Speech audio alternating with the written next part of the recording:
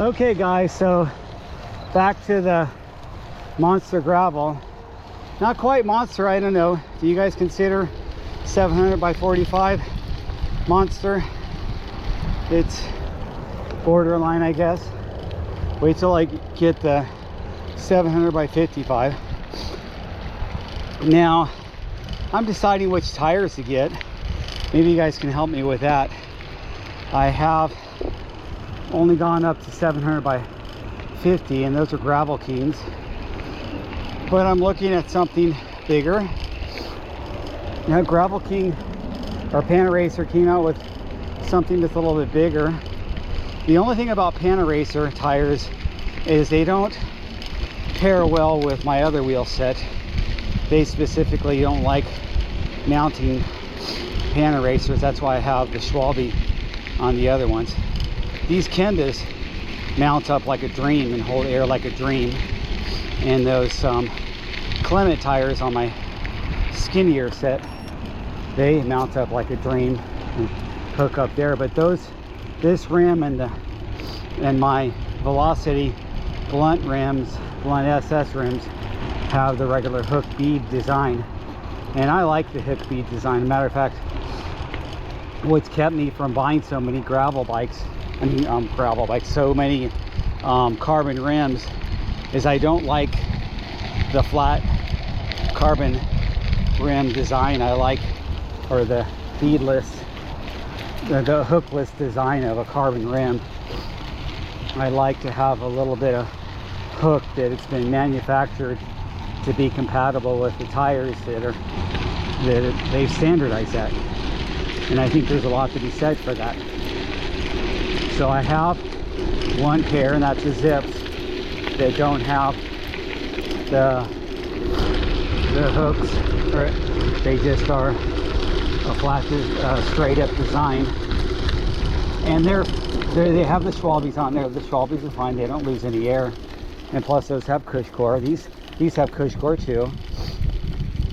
And this has a combination of cush core and the Tannis Light.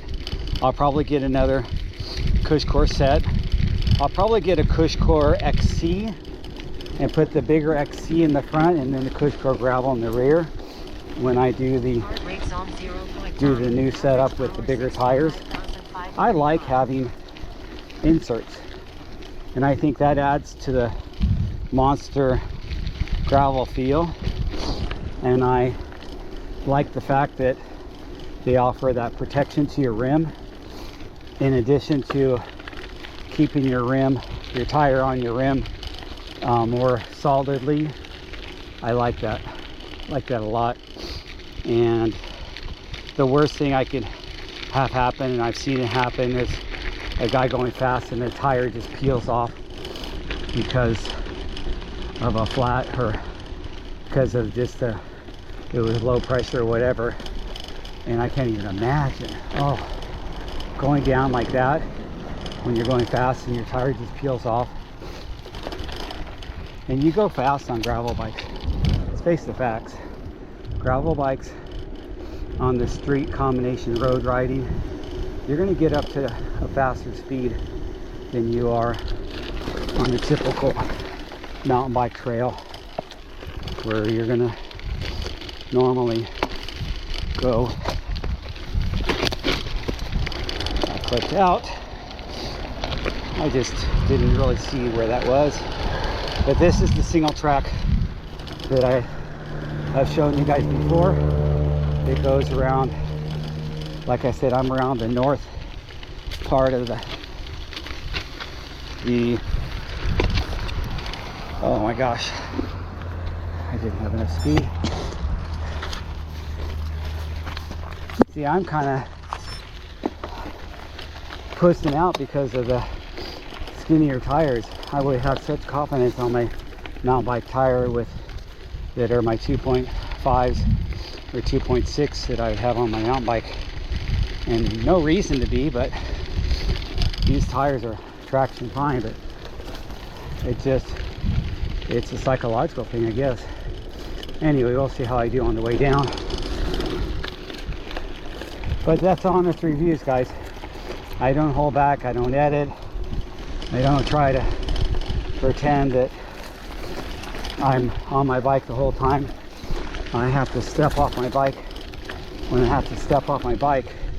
And you should never ever feel that you shouldn't bail off your bike when it's too technical or too steep or just too scary. You do you. You ride your ride. And it's your bike, your life, you're having your day. Fuck what anybody else says. Don't try to, the days of trying to flex and prove yourself, you should have outgrown that in high school. So you're still that kind of person.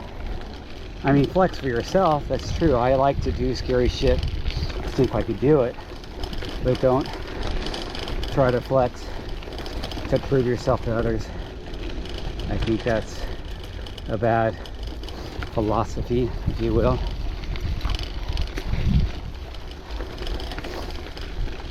All right, isn't this a nice trail, you guys? Perfect for a little gravel loop added to the Rose Bowl loop. And then here's the steeper part. It gets kind of loose at the bottom, but they fixed all this too. This used to be a lot chunkier. They really mellowed it out. These tires are hooking up fine. Ooh, that, well, I spoke too soon. Come on, I gave out a little bit there.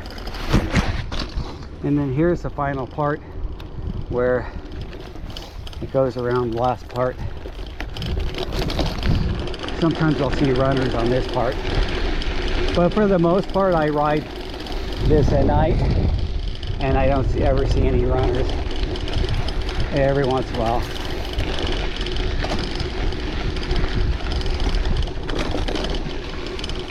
And this has always been my route to and from Cherry Canyon.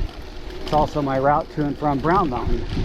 So I get a little dirt in between on the way back. Hello. Hello. Sorry to blind you. Yeah.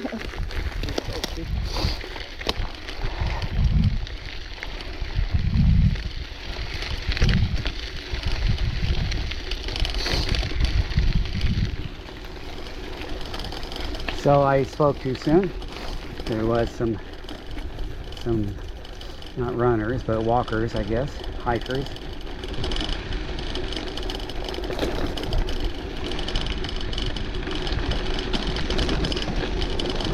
But this is all downhill, it's fun. There's a little technical aspect to the end. I have never done this on my gravel bike, actually. I think maybe I did it a long time ago, I can't remember. So it's just a little bit chunky, and like I said, my bikes are hardtails too, you guys, so I feel like I don't have as much of a learning curve from my hardtail. And it was a full rigid hardtail single speed for many years. That's all I rode, and I'm going to build up another one, so I'm going to talk about that more in my next video and get you guys thoughts on that. But we're almost done to the end of this, where you can see it, the last little technical section. There's just something about being on a bike on dirt that's just so appealing. I don't know what it is, and that's kind of why I never got a road bike and I just went right to the gravel bike. I like the feel of the dirt. And tell me if you guys agree that being on the trail and being off the beaten path, off the pavement, is something you prefer.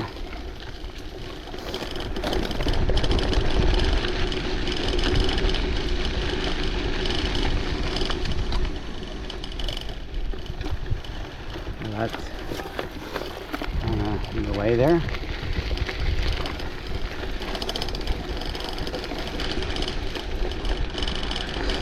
One thing too, when you're riding gravel or you're riding road, you're not padded up. Although I don't pad up except for knee pads, some thin knee pads sometimes, but for the most part it's, and I'm only half shell on my mountain bikes. I don't do full face or pad up really.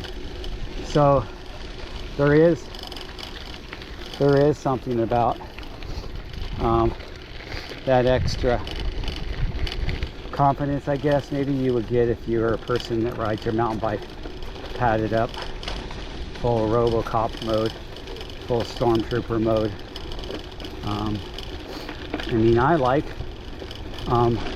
wearing full pads if I'm doing something sketchy.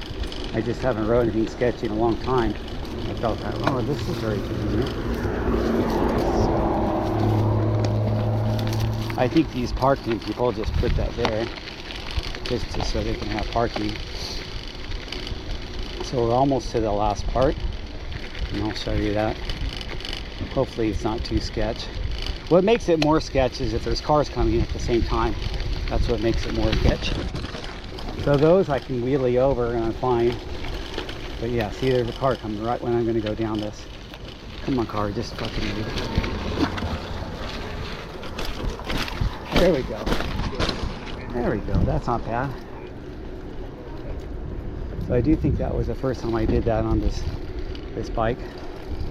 I'm glad I didn't eat it on camera, which I have done that before too. All right, guys. So talk to you later.